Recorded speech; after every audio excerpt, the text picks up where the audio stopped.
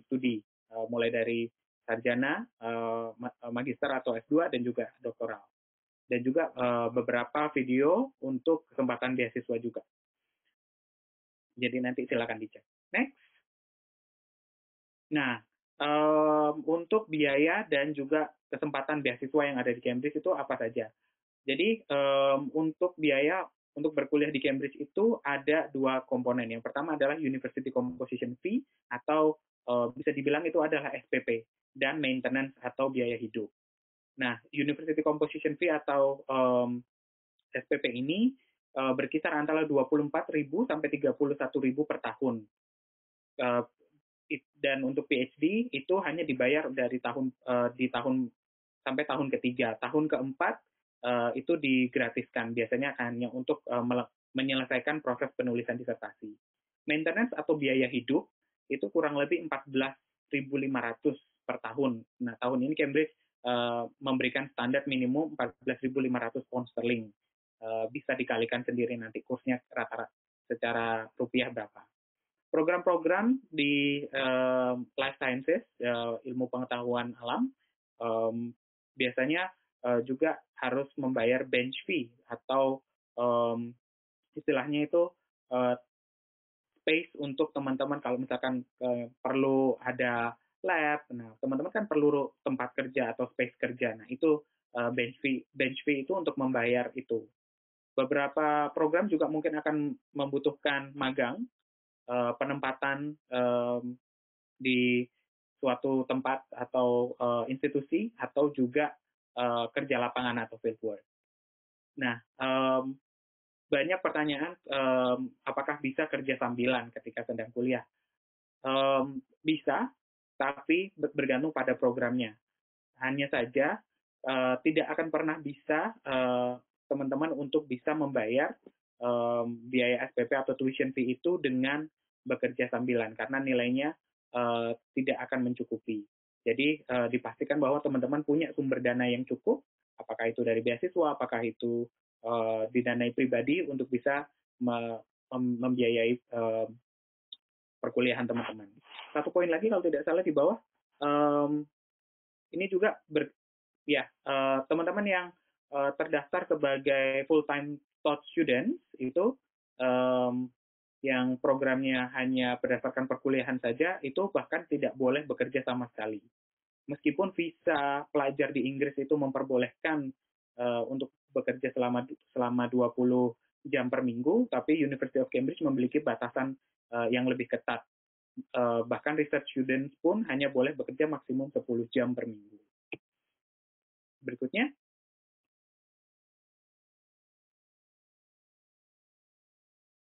Nah, ini beberapa daftar beasiswa yang tersedia untuk mahasiswa Indonesia. Yang pertama LPDP, jadi teman-teman bisa mendaftar LPDP. Kebetulan kami bertiga semuanya adalah penerima beasiswa LPDP. Kemudian Chevening, ini adalah beasiswa dari pemerintah Inggris, tapi hanya khusus untuk master.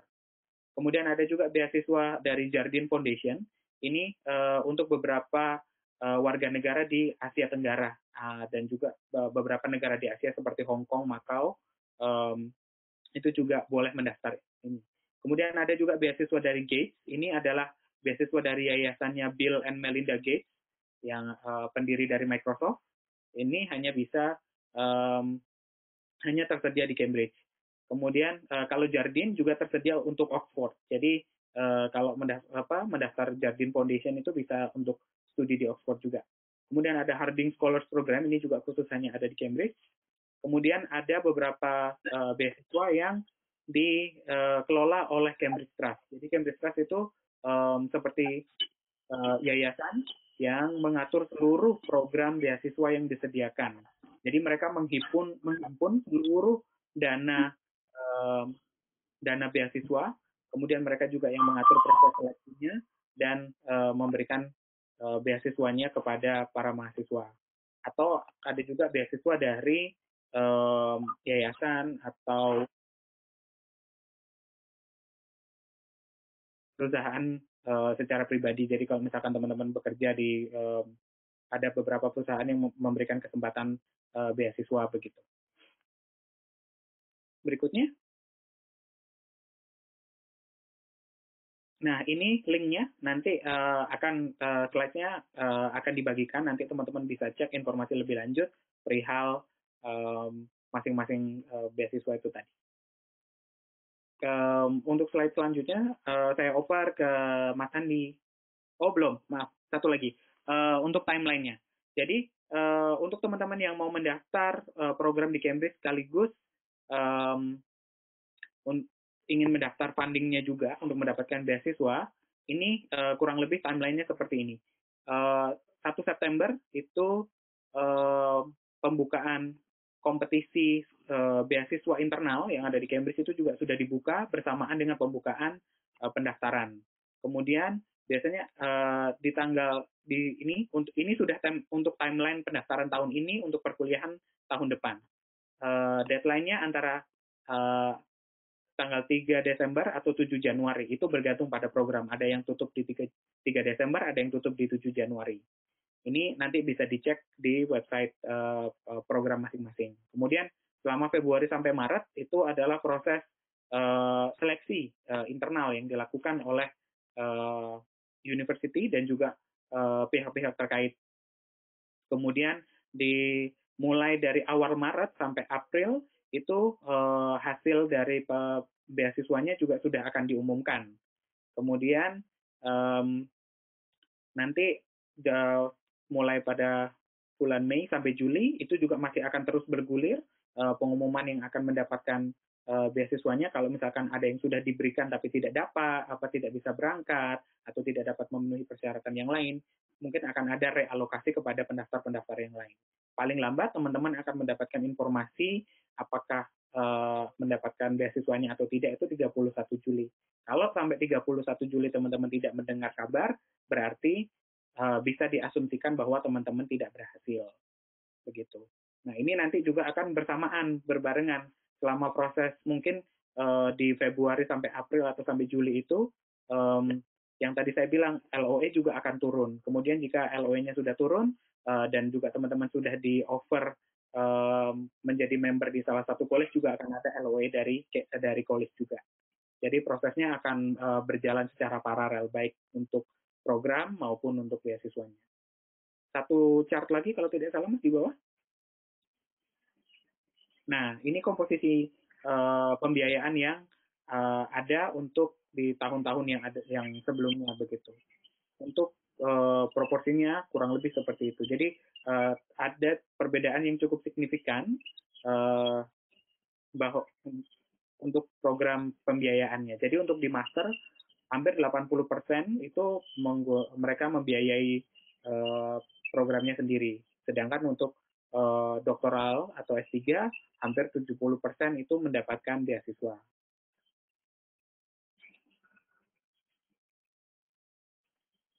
Berikutnya. Ya, ini saya serahkan ke Mas Andi, silakan. Oke, thank you Mas Buyung. Ini belum keluar slide-nya. Nah, iya, jadi ini tentang gimana sih living situation di kami sendiri. Ini jaraknya nggak begitu jauh ya dari London, sekitar ya kurang lebih 1 jam lewat kereta. Kalau naik bus itu sekitar 3 jam kurang lebih. Nah, jadi Cambridge ini sendiri juga terkenal dengan ini ya, benar-benar kota historical. Jadi di sana tuh banyak building-building yang semacam apa ya, tua-tua deh kayak istana gitu. Jadi di sana tuh jangan heran banyak sekali bangunan-bangunan yang memang udah berumur ratusan, even ribuan tahun. Terus untuk cuaca sendiri di Cambridge ini karena nggak ada bangunan tinggi, jadi dia cenderung lebih dingin ya daripada di London, karena di London juga banyak bangunan-bangunan tinggi. Untuk makanan jangan khawatir karena Cambridge kan itu kan kota pelajar ya, di mana banyak sekali mahasiswa dari luar yang datang kota internasional dan halal. Nah, yang terakhir, Cambridge sendiri terkenal dengan chapel-nya. Jadi hampir setiap college atau kayaknya semua college ya ada chapel sendiri, yaitu cuman itu chapel dari Church of England. Jadi salah satu cabang dari Kristiani di sana. Oke, mungkin Next. Oh ya, dan jangan khawatir buat masjid juga ada. Jadi jangan khawatir kalau teman-teman mau sholat Jumat dan sebagainya. Oke, untuk aktivitas. Jadi mungkin teman-teman sering beranggapan kalau di kampus itu mungkin ya kayak Harry Potter lah. Iya, untuk beberapa college ya. Jangan salah karena sekarang tergantung college sendiri. Ada beberapa college yang memang college yang berumur yang muda itu sama aja kayak semi apartemen atau apartemen lah. Kayak contohnya di college saya Hillsong itu lebih mirip seperti apartemen dibanding seperti Hogwarts ya. Nah, yang kedua, ini salah satu main event di Cambridge, yaitu formal dinner, di mana kita bisa datang ke tiap-tiap college untuk formal dinner. Itu kayak fine dining. Jadi, kita bisa diundang atau dalam harus ada event khusus atau minta undangan dari teman-teman yang memang tinggal di situ. Jadi, ini yang wajib banget buat teman-teman yang di Cambridge buat cobain tiap-tiap college yang ada di sana. Nah, yang ketiga, akan ada banyak klub society di Cambridge sendiri, itu dibagi dua ya, dari college dan dari kampus. Nah, ini benar banyak banget jenis-jenisnya, jadi mau apapun itu ada, dari yang aneh-aneh sampai yang biasa aja. Jadi kayak misalnya klub Harry Potter, itu ada, klub medieval, klub sport, space, dan lain sebagainya, art, sampai ke minuman segala macamnya ada semua di situ. Mungkin next.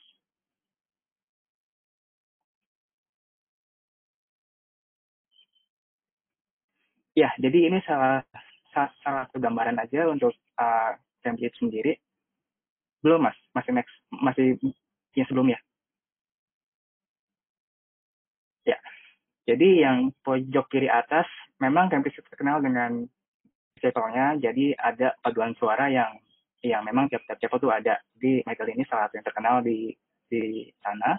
Dan Cambridge Union ini salah satu highlight-nya di Cambridge. Jadi ini berupa kayak debating chamber.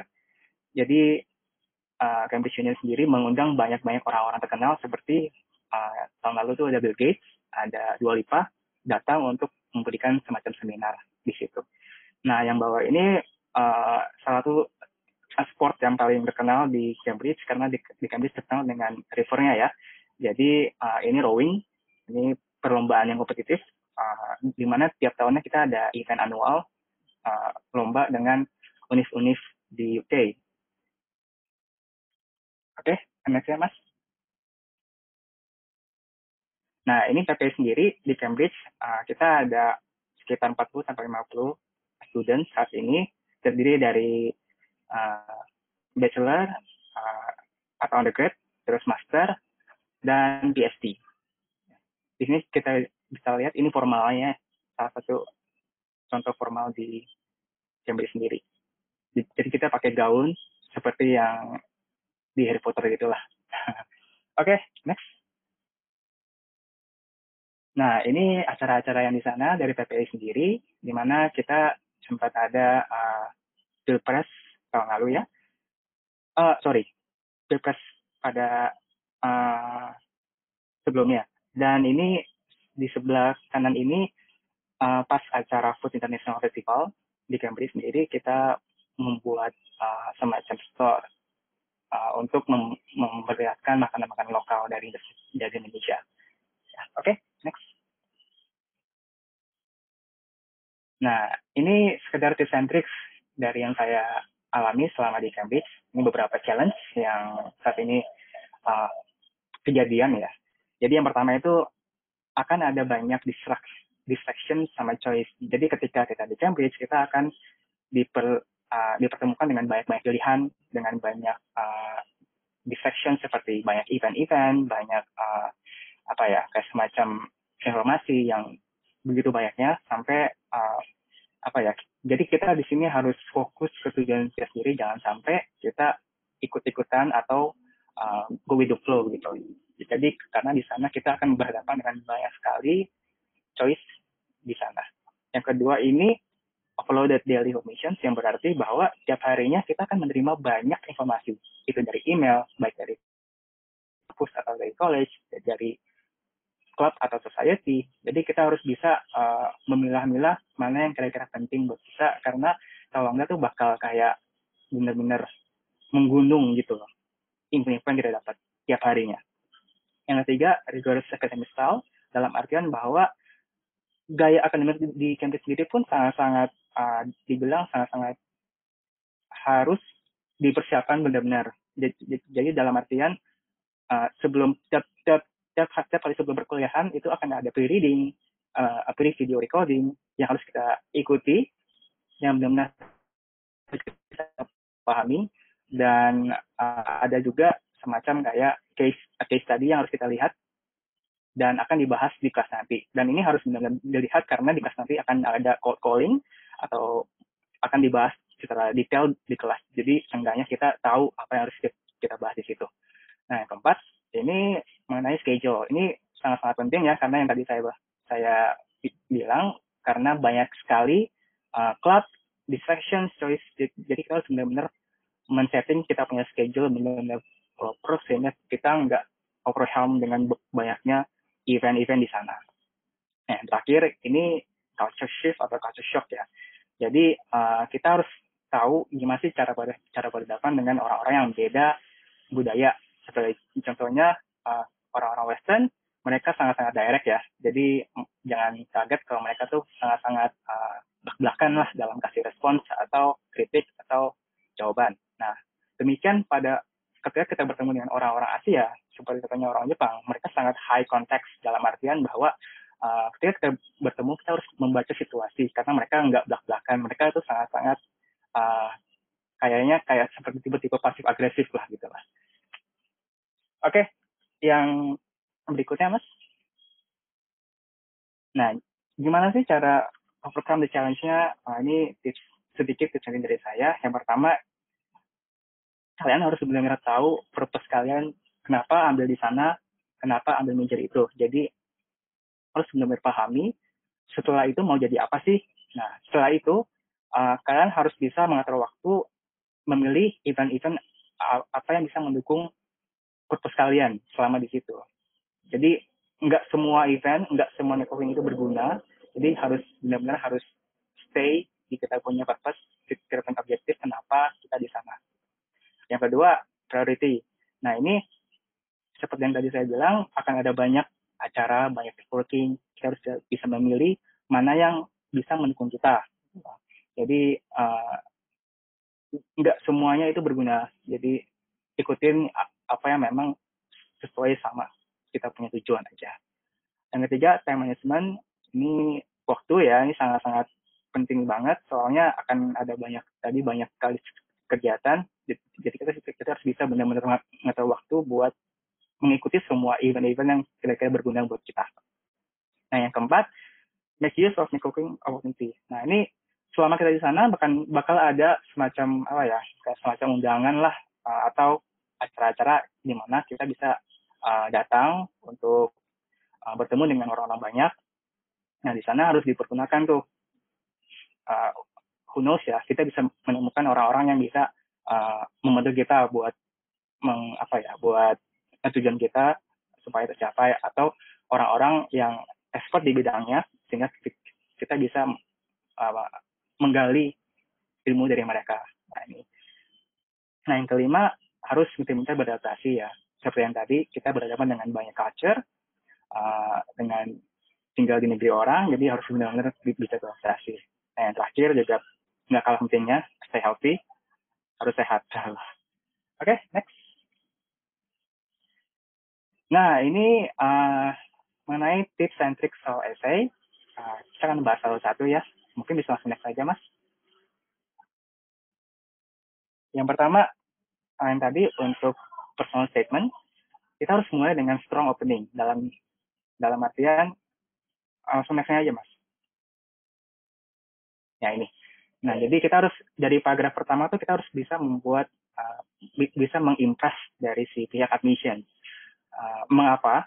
Karena Univ ini tuh tiap tahunnya menerima ratusan applications, even ribuan applications. Jadi bisa dibayangkan ya, kalau kita sebagai admission, kita harus melihat ratusan essay setiap tahunnya.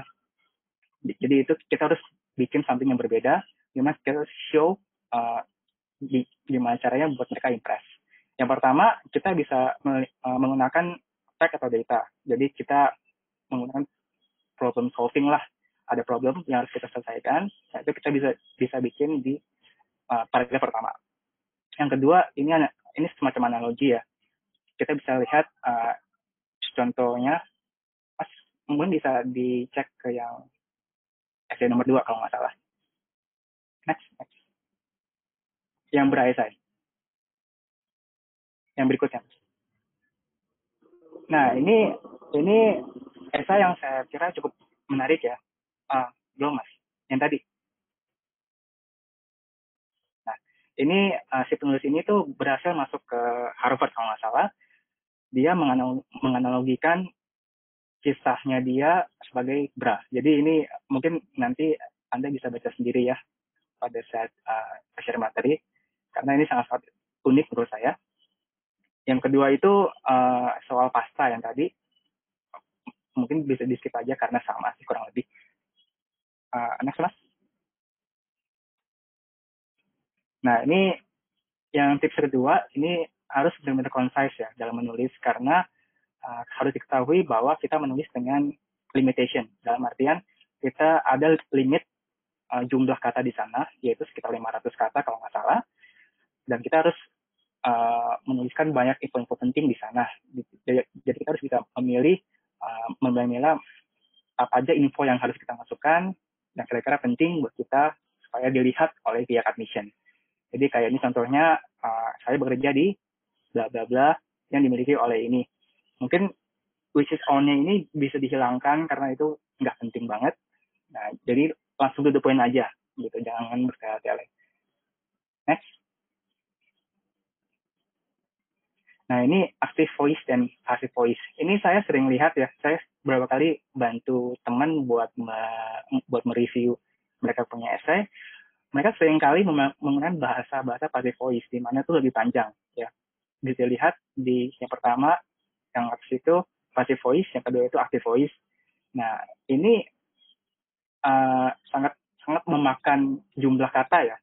Dalam artian, kita kan harus tulis dalam limitation 500 kata. Dan kita harus buat kalimat sesimpel mungkin, sejelas mungkin, tanpa harus menggunakan banyak kata. Jadi, active voice itu yang sangat-sangat disarankan, meskipun passive voice itu terlihat lebih keren, lebih kompleks. Nah, jadi harus benar-benar dilihat dan gunain active voice. Ya. Next. Nah, ini juga sangat penting, di mana seringkali kalau kita nulis tuh mana-mana gitu bawaannya. Nah, jadi kita harus stay relevan aja, sesuai pertanyaan, jangan kemana-mana, jangan nulis something yang nggak relate sama kalau punya aplikasi atau pertanyaan yang diajukan. Gitu aja sih. Next. Nah, ini untuk komposisi dari personal statement. Ini saya biasa nulis kayak gini ya. Jadi pertama 20% pertama itu saya akan membicarakan soal past, masa lalu saya. Jadi mengapa saya bisa menuju ke arah saya sekarang. Nah, ini kalian bahas mengenai kayak semacam akhir balik kalian, gimana ceritanya kalian bisa sampai ke titik ini, dan mengapa kalian bisa memilih tujuan kalian sekarang.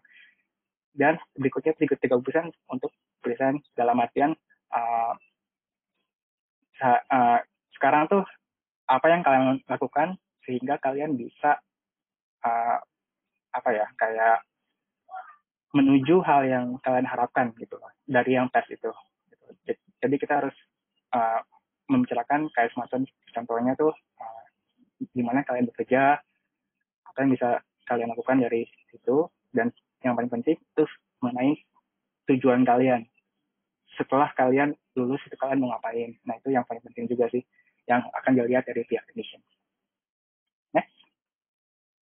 Nah, ini tadi mungkin mengenai matriks prioritas, ini yang saya terapkan selama saya di sana.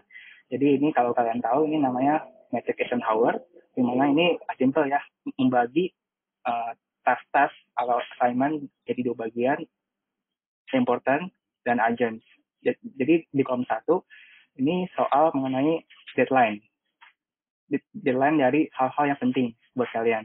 Jadi saya biasanya tuh digambarin dan ditaruh semacam sticky note biar ingat aja gitu loh. Nah, yang kedua ini yang not urgent dan important. Dalam artian ini mungkin tugas-tugas akademik atau event-event penting yang memang deadline-nya masih lama. Yang ketiga ini urgent dan not important, ini berarti kayak semacam event-event yang kurang penting buat kita. Semacam kayak club society, itu yang kira-kira penting, kita bisa taruh di sini untuk dikonsider kira-kira perlu banget apa enggak sih. Nah, yang keempat ini kira-kira event-event yang bisa kita boleh enggak lah buat datang, atau assignment yang kira-kira kurang gitu penting buat kita sendiri. Next ya, mungkin akan dilanjutkan dengan Mbak Dewi untuk PSD. Thank you. Oke. Halo, suara saya kedengaran nggak? Kedengaran ya? Semoga ya. Oke, jadi ya terima kasih. Oke. Terima kasih Mas Buyung. Ya, makasih Mas Buyung dan Mas Handi tadi sudah menjelaskan Like Cambridge at a glance. Saya akan lebih fokus pada tentang PhD opportunities di Cambridge. Nah, mungkin secara garis besar sebenarnya persyaratan hampir sama ya dengan yang tadi sudah dijelaskan sama Mas Buyung. Nah, saya biasanya di sini saya akan membagi menjadi 3 kategori, tiga proses ya. Yang pertama, bagaimana saya mempersiapkan untuk menempuh jenjang PhD, kemudian bagaimana proses registrasinya, dan selanjutnya apa yang harus dipersiapkan setelah registrasi dan jika diterima. Tadi seperti yang sudah disebutkan Mas Buyung, ada 110 PhD course di Cambridge.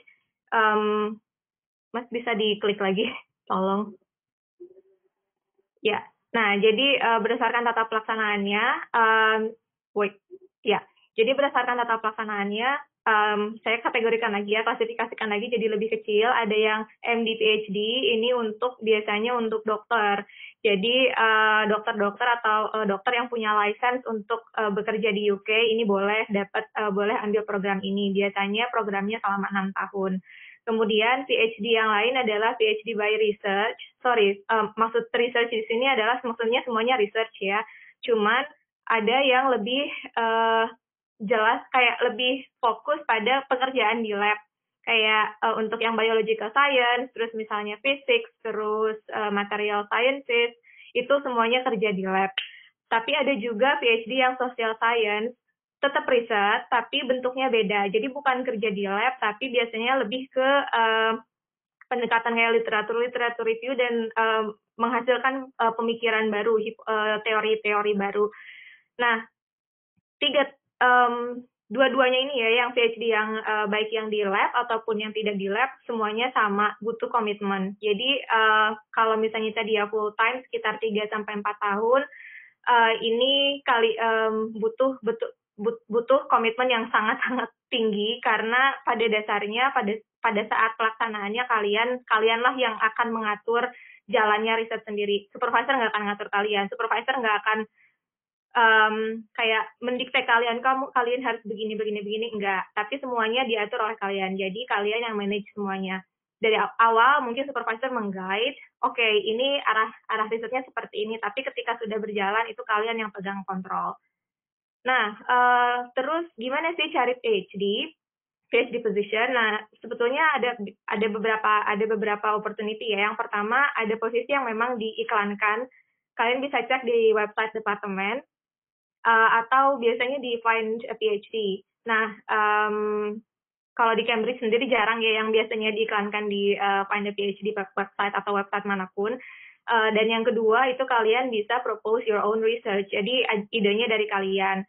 Oleh karena itu makanya tadi sangat penting untuk menghubungi dan mencari supervisor dan menghubungi calon supervisor sebelum melakukan pendaftaran untuk memastikan bahwa memang ada posisi kosong yang bisa kalian isi, gitu ya.